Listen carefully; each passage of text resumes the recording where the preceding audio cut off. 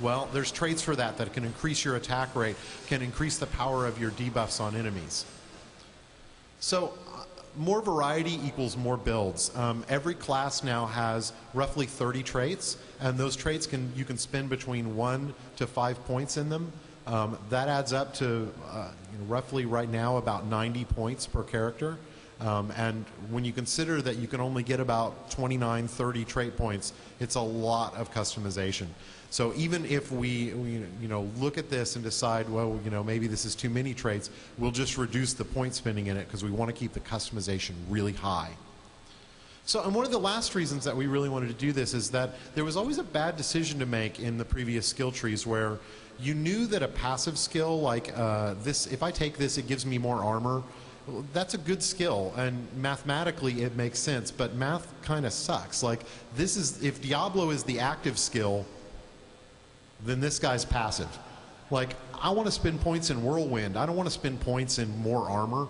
So by separating the passive skills from the more active attack skills, which are now completely take up the skill system, we get a much better decision point. Yes. Awesome. Glad you like it. So the last thing is making numbers awesome. So how do you make math cool? Well, we tried to set it on fire and put skulls behind it, and that makes it pretty cool, but it wasn't really enough. So a lot of the design behind the trait system is, if we're going to have you take a passive trait, I don't want it to be like, oh, if you take this trait, you get 0.1% more armor. 0.1% doesn't sound very awesome. So for us, it's like, no, it's a big number. It's 25, 50, 100% more. Whatever number basically sounds cool when we get it. So we're really working on the system to make sure that these don't feel like weird numbers that you're not sure what to do. Diablo customization is very straightforward. The idea is very, simple to grasp, and that's important to us.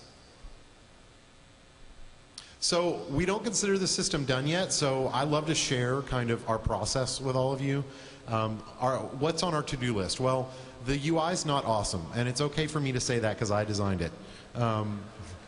So I'm not, maybe my UI artist I can probably, but he just does what I say. So it's just a grocery list right now, and it's not very fun to use.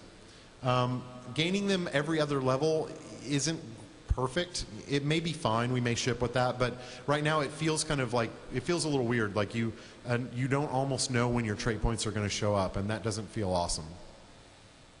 So, and there's probably too many of them. Like, when I talk about making numbers awesome, if you go and play with the trait system, because it's fully playable on the floor, you're probably going to say, hey, I thought he said the numbers were going to be awesome. This just seems like too much decisions or too low in numbers.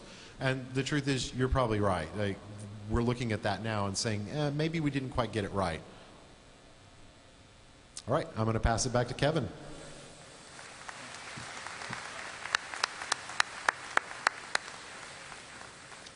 So before we get directly into the talisman, I want to talk a little bit about charms from Diablo 2.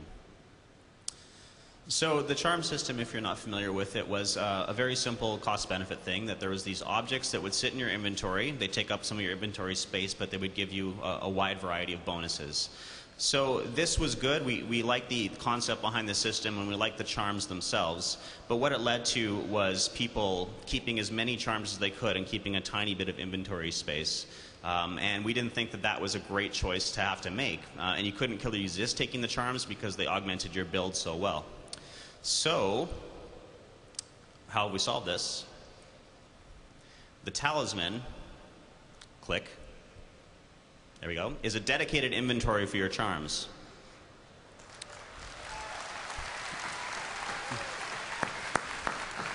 Yeah, I know, I feel the same way every time I put a charm in there instead of into my bag. So, not only that, it gets bigger over time. It keeps all of the advantages of the Diablo 2 charm system.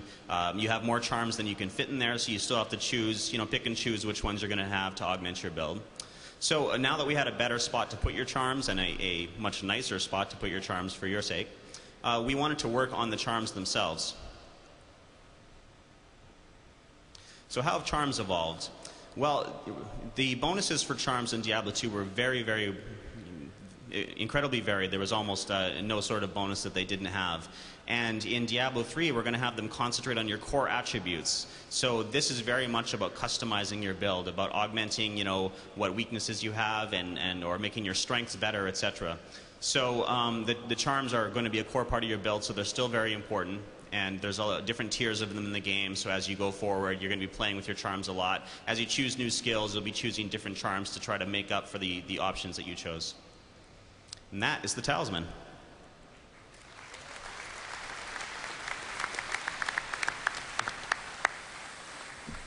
My name is Julian Love, lead technical artist on Diablo 3, and I'm going to talk to you about skill runes today. So we haven't talked about skill runes for quite a while. In fact, we kind of gave them the year off last year to let them percolate a little bit, but they're back, and they're in the game, and you can play them here at the show. They're fully implemented in the Witch Doctor, the Wizard, and the Barbarian. And I would urge you to just head on over at some point today and play the game and give skill runes a try. So, here. Just a quick update, getting up to speed with where we are with runes. If you remember, runes are a system for modifying your skills. They drop in the world like gems do, but instead of putting them in your items to modify what your items do, you put these in your skills and modify what your skills do. So really, skill runes are a huge customization feature for your characters. And usually when we think about character customization, people think about things like skin color or hairstyle or maybe gear. But really, the skills that you pick for your character is a huge part of character customization. And I'll give you an example of what I'm talking about. We have an Amazon here in the front row. Can I get you to stand up? All right. So let's give it up for the Amazon. It's a great costume. But you're not just any Amazon. You're a Spirazon, right? Or are you a Throwazon? That looks like a Spirazon to me. Okay, great. So that's an example of what I'm talking about. She's not just an Amazon. We didn't just make sorceresses and barbarians. We made Spirazons, we made frenzy barbs, we made nova sorceresses, things like that. So we're really going to blow the lid off of this idea with skill runes by providing a whole lot more builds. Now, how many more builds are we going to provide? Well, I kind of get curious about this. So I enlisted the help of some programmers to help me out because I blow things up for a living. And they came back with this outrageous number. It's huge. I'm going to help you out with it. It's 96,886,000,000, blah, blah, blah, blah, blah, roughly 97 billion builds per class. Okay, so that's a really big number. It's kind of hard to wrap your head around it. So let me kind of clarify exactly what we're talking about.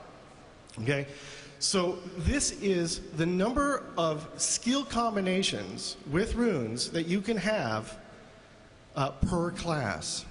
This does not include things like traits, gear, dyes, charms, anything like that. This is purely active skills. Okay? So you're really going to be able to come up with just a ton of different kinds of class combinations. But it's not just about numbers. Skill runes are going to provide a whole lot more. And